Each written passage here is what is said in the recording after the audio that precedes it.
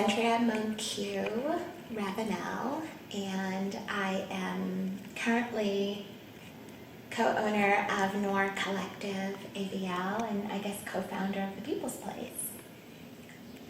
I'm David Greenson. I'm a community organizer working with the Government Accountability Project of Asheville, and also a co-founder of the People's Place and a co-founder of our AVL.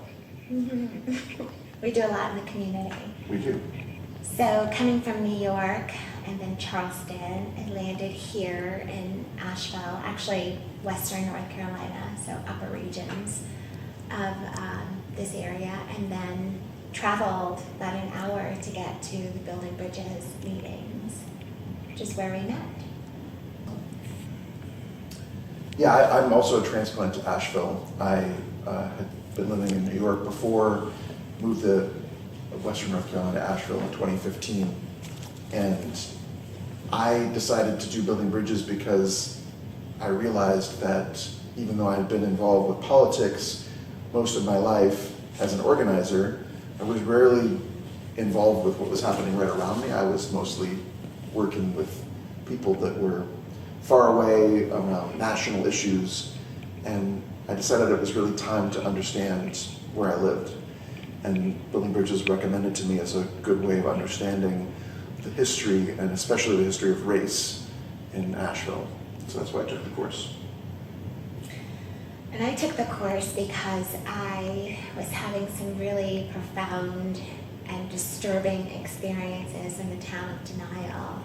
And everyone I turned to talk about this racialized experience I was having was telling me that it was all in my head, I was making things up. And my neighbor told me about Building Bridges, and she and I both signed up, only I'm the one who got in. So I'm grateful because it's where we met. We did. January 23rd, 2017. First night of Building Bridges, we got assigned randomly to the same small group. Out of 100 people, Yep. a small group with 2 facilitators, 10 people Yeah. in our group. And then what I remember is that there was someone in the group that you knew. So part of Building Bridges, they'll say, if you know someone in your group as a coworker or a family member or something like that, you can request to not be in the same small group.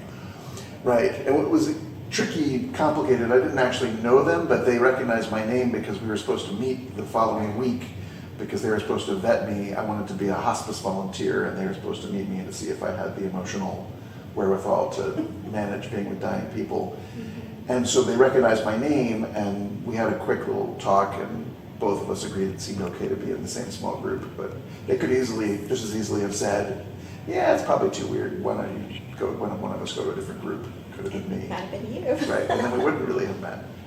So, yay to the fact that we met. Right, and what was beautiful for me in the experience is, like, I love Building Bridges and how we come together, and there are themed conversations. And so my experience of being in a small group with you is that we seem to be on opposite ends of lived experience spectrum, if you will. Yeah. And there were so many moments where we were sharing our stories, and I felt like we were the only ones in the room. And what I mean is, like, it takes a lot of vulnerability and courage, if you will, to be honest about your lived experience, you know, because like I just said about the town of Denial, like, people were denying the experience I was sharing with them. But what I found in that room was that you listened well. I mean, everybody did, but you did so much more, because then you would share something of your own lived experience that was vastly different from my own. Yeah. And you stayed curious and interested. And I think that's what Building Bridges, you know, aims to facilitate all the time, is getting people to be vulnerable, but also for others to be curious. And I found you to be curious, and I appreciated that so much. I found the same in you. I found that you were interested in these differences and in how we could come to understand each other better. I think there was one area of similarity that I think set up the differences, which is that most of us were relatively new to the region. Neither of us were from here, we both come here, and that really showed this juxtaposition of what our experiences had been coming to this new area, because you had encountered profound and disturbing racism that was really disturbing, and not just emotionally, but logistically.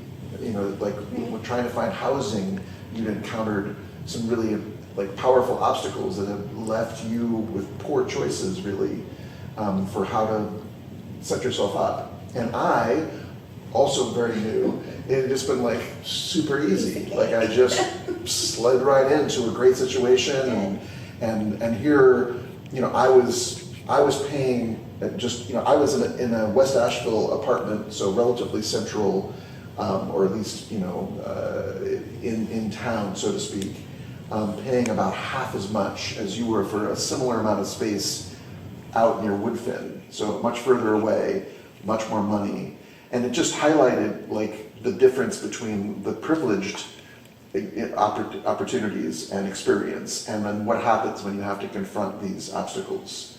And I think the fact that we were able to, like that we were able to talk about that so openly and bluntly and with curiosity, and I think, you know. Okay, wait. What? So this is okay to share. I'm naming that. One of those times we were together when we were sharing about our housing situation, you said something like, but I don't want to give up my apartment. You know, like we were talking about what it means to be allies and accomplices, and you know, and so to speak of the experience you had in sliding into your apartment, you were like, oh, I don't want to give that up. I just want you to have the same as what I have. And I thought that was really beautiful, because there's enough resources out there for everyone.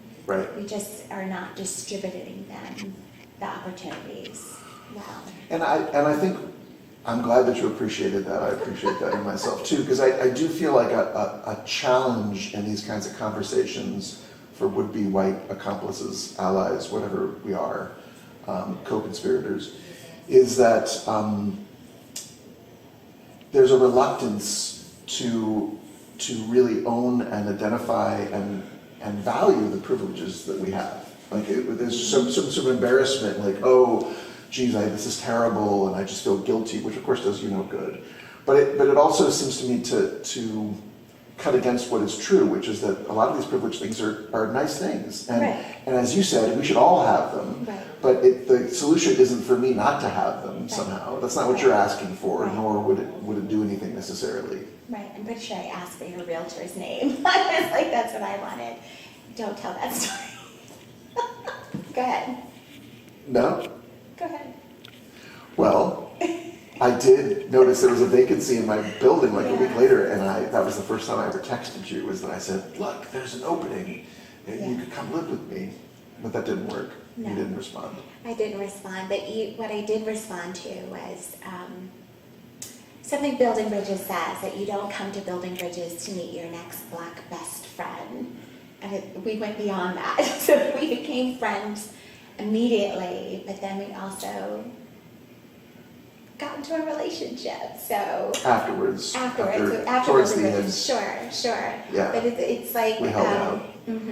There's not a lot of great love stories out of Building Bridges, but we are one, and we're not certainly suggesting that that's why people should go to Building Bridges. But I'm glad that I did. So I eventually did get to live with you. It just wasn't right at the beginning. Right.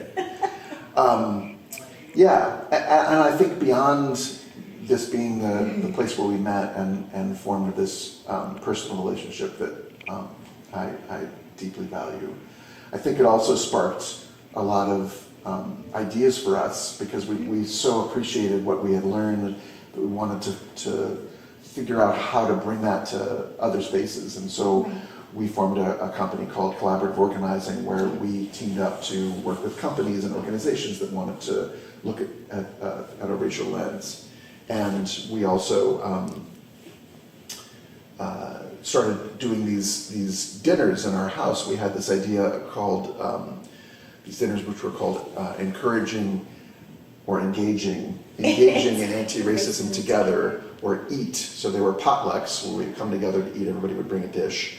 But then the topics would be about how do we, as anti-racist activists in this city, how do we understand each other better, how do we support each other better, how do we transform our city in the direction that we want to. So those were powerful building blocks that really, I think, had some of their roots in our experiences in building bridges. Absolutely, and just thinking about my work with YMI Cultural Center and creating the space Noir Collective as an opportunity for Black entrepreneurs to have a place to sell their wares,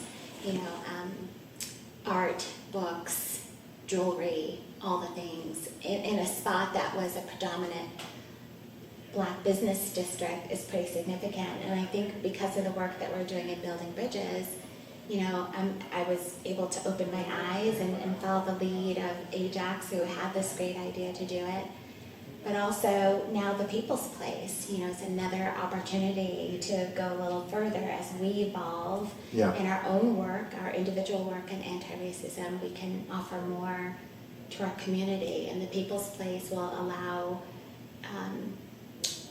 businesses to thrive, or create businesses will thrive together under a collaborative economic model, which I think all of that speaks to the work that we've done with building bridges and continue to do in the community. Yeah, and for me as well, I think that learning the history of Asheville is part of the reason I got involved with the reparations work that I'm still doing with RAVL, and also was where I first learned about the block, was where I first learned about these important places that I still think more people need to hear about. But building bridges is a great way for people to learn about the city and learn about the history and learn how to talk to people across difference. That's right. And as Danielle is always saying that it's, building bridges is 30 years. And so with 30 years of history of bringing Black, white, and others together to talk about race, it's why we're able to do the works that we're doing today. It's why we can talk about reparations. It's why we can build these Black businesses and dream about a thriving Black economy in Asheville. So yay to 30 years of building bridges. Yay to 30 years of building bridges.